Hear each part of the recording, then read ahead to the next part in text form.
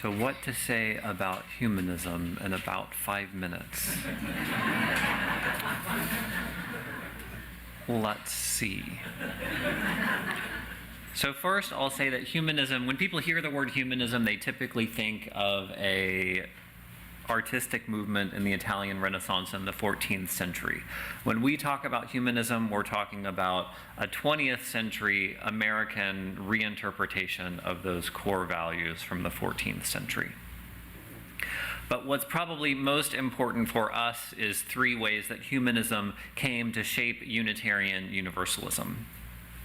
Probably more than anything, humanists believe that we have the ability of science to describe the world around us.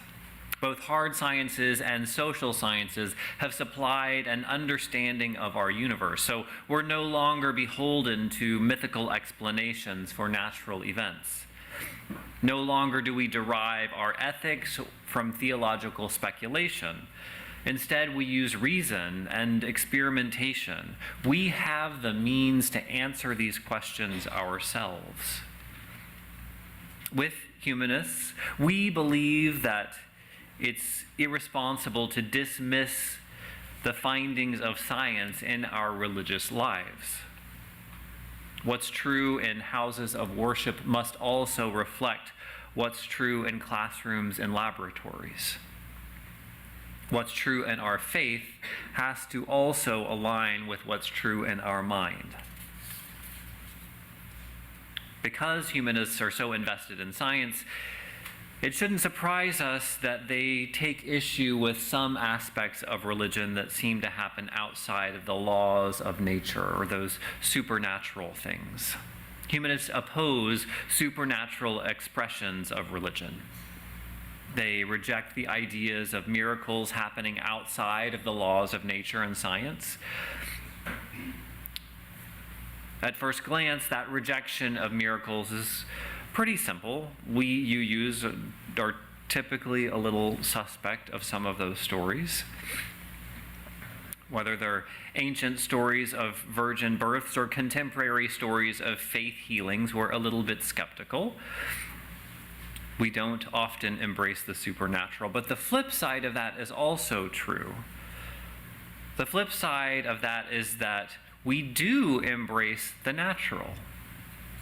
While we reject supernatural miracles, we embrace the miracles of the grandeur of nature, the miracle of human compassion, the miracle of life that we are a part of. You see, the humanist stance on supernaturalism isn't just a rejection of some stories, it's also a deep embrace of a fulfilling, earthy spirituality built in nature and science. Finally, the most important contribution of humanism as we experience it is about the role of religion in human life. While humanism is a bit like atheism, you'll often hear them spoken about together. It's not exactly the same thing. Atheists believe that there is no God. Science and the laws of physics are the only way of understanding our life experience. Atheism is a very specific statement that there is no God. Humanists, on the other hand, believe that God is not necessary for a meaningful life. They don't explicitly say that God doesn't exist. Humanists argue that we humans have enough going on with reason and ethics and artistic expression and the work for justice to have rich and meaningful life without speculation about the supernatural. Humanists don't argue against the existence of God. They just don't think God is necessary or particularly helpful. The funny twist is that humanists actually embrace some religion. They believe that religion, with its ritual and culture, is a tool for humans to use to create meaning in our lives. Religion builds community. It shares history, it builds an ethical atmosphere, and it organizes help for those in need. We know this. It's the story of our congregation. Religion does a lot of wonderful things, sometimes without God at all. Religion has a tremendous capacity to contribute meaning to people's lives. It's our story. And religion is helpful and meaningful and true only and to the extent that it enriches people's lives. Our lives aren't here for the sake of worshiping something else. Religion is here to serve human need and human thriving. But why are all these words about humanism and navel-gazing so important? Why remind ourselves that humanism is even a thing?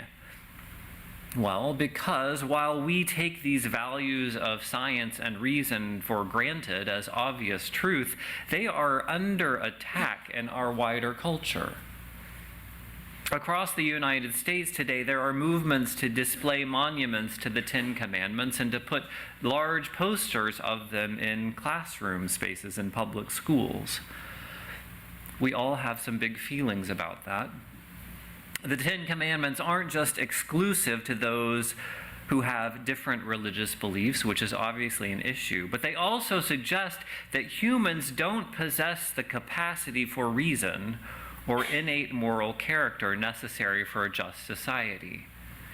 They think, what would we do without the voice of God in ancient times, rather than affirming that we have reason, and that is a blessing and a tool that we are called to use to make our lives better.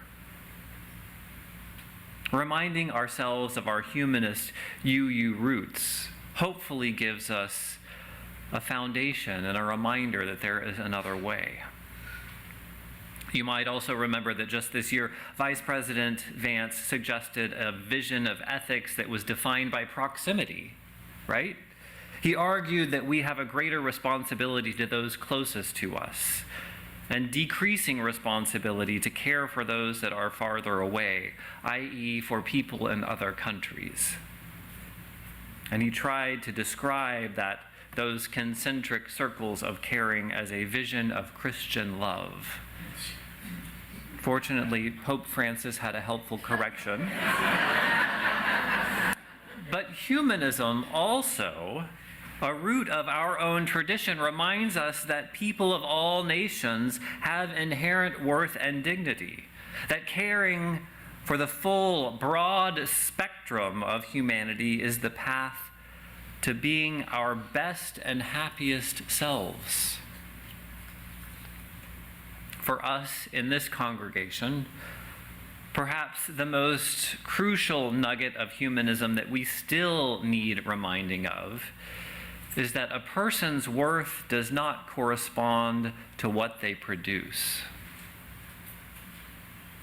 In our capitalist, achievement-oriented, academically rigorous world, we hear and we echo the mistake that a person's worthiness is increased or diminished according to their contribution. It's especially pronounced in this time of year of graduation season. If a person's worth is based on what they can contribute, what does that mean about the most senior members of our society, or the youngest for that matter? What does it say about our friends and neighbors with disabilities or chronic diseases? Yes, we want to celebrate hard work and sacrifice, but it's such a slippery slope from praising one person's greatness to comparing that one person to others.